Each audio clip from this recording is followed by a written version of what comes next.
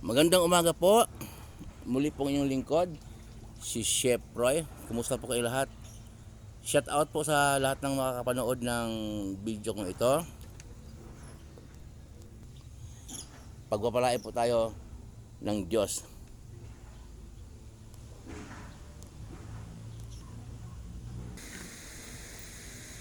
May 3 araw na po nakalipas yung pinost ko po yung Herbio 1 hanggang 2. May viewer po na salamat sa Diyos na may mga nanonood na mahigit po 1,000 o 1,100 mahigit. May nag-comment po noon na kasi po ang tanong po noon, nakipag-usap ba sa atin ang Diyos?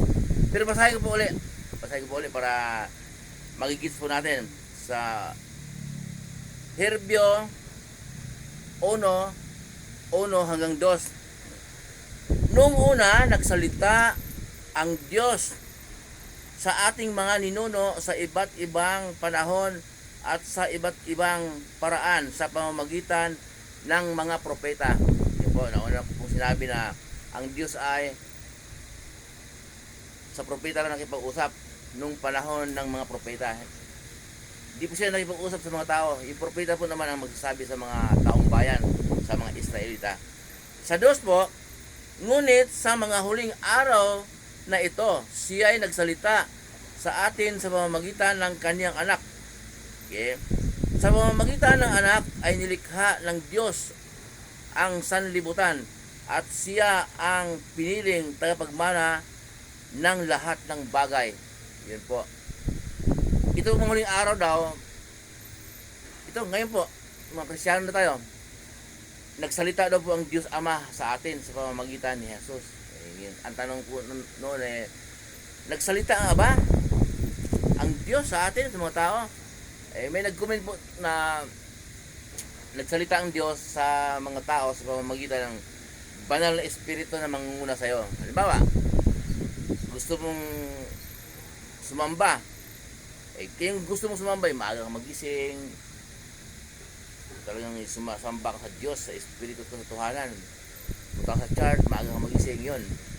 Banal na espiritu daw ang nangunguna sa iyo. Sa ganon, kinakausap ka ng Diyos. Okay?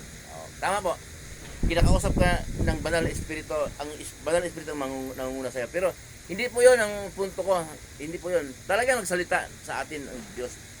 Tinig mula sa langit. Yung isa naman nag-comment, yung palagi ko pong binabanggit na sa Mateo 17, ang sabi po doon, ito ang minamahal kong anak na lubos kong kinalulugdan, pakinggan ninyo siya. Ang salita nga. Yun pong may comment noon, kaya ayaw niyang magbabanggit ng pangalan. Tama po siya. Nagsalita nga ang Diyos sa atin po. Hindi gaya nung unang panahon na propeta lang ang kinakausap ng Diyos. At noon pong pagkatapos ng mabautismohan si Jesus ni John the Baptist, tinig po mula sa langit, narinig ng mga tao. Ito ang minamahal kong anak na lubos kong kinalulugdan. Okay, pangalawa po yon. Ang pangatlo po na nagsalita ang Diyos sa atin talaga sa mga tao,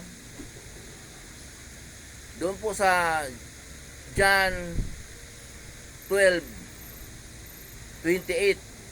Okay? Ang sabi po doon, ang sabi ni Jesus, Ama, luwalhatiin mo na ang iyong pangalan. Okay? Sumagot po mula sa langit, niluwalhati ko na ito at muli kong luwalhatiin. Marami po nakakarinig. Yung ibang nakakarinig, sabi, kumulog. Yung iba naman na nakakarinig, nagsalita sa kanya ang anghel. Okay. Tapos, sinabi po ni Jesus na ang tinig na yon hindi para sa akin kundi para sa inyo.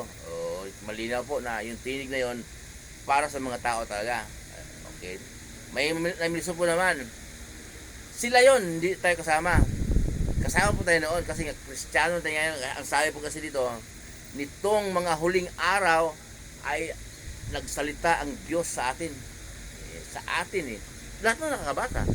Kasi po, ang Diyos ay marami pong namilsa po na ang Biblia ay gawa ng tao. Totoo, siyempre. O inutusan ng Diyos. Eh, kung manok ang utusan ng Diyos na sumulat, napaka-OA naman noon. Saka ka palang ba maniniwala? Hindi ka naniniwala sa Biblia dahil gawa ng tao. Tao nga, pero mga tao na inutusan ng Diyos na isulat para sa panahon natin ngayon, malaman natin ang kalooban ng Diyos. Eh kung hindi inutusan ng Diyos yon, ano tayo ngayon? Ano? Sinong gumawa ng bundok, dagat? Lolo natin? Lolo ni Presidente? Hindi.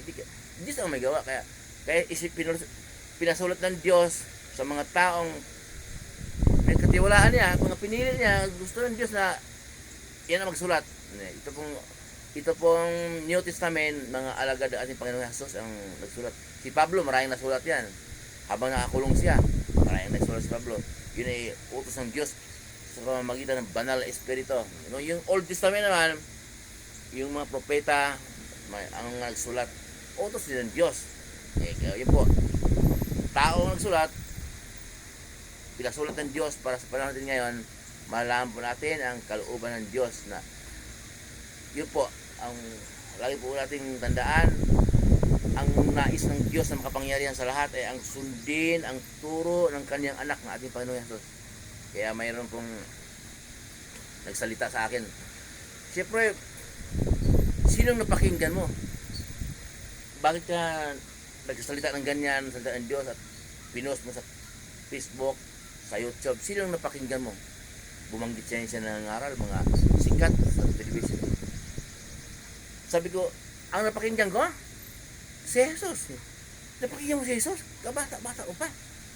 Si Magellan nga sa kasi Jesus, hindi nagkita eh. Masyadong malayo na agwatan nila eh. Pakinggan mo ha. O, basahin mo sa Mateo 17:5. Ang sabi ng Diyos Ama, tinig mula sa langit, ito ang minamahal kong anak na lubos kong kinalulugdan. Pakinggan ninyo siya. Pakinggan doon natin siya. So, sariwa pa yon. Kasi nga, pinasulat nga, inuulit po ulit na pinasulat nga ng Diyos sa mga taong pinili na magsulat ang mga salita niya. At pinagbilin ng ating Diyos na makapangyarihan sa lahat na pakinggan ang kanyang anak. Pakinggan yun. Ang turo ni Jesus, saan? Mula Mateo po, hanggang aklat ni Judas bago magpahayag. Hindi po ang mga turo ng Panginoon Jesus. Muli po yung lingkod, si Chef Roy. Mabuhay po kayo. Ingatan din ng Diyos, pagpapalain po din ng Diyos, sasamahan po kayo ng Diyos, kahit saan po kayo pupunta, sa mga trabahong pinasukan ninyo, negosyo, kahit anong pinagkakitaan nyo sa buhay, ayon sa kalooban ng Diyos.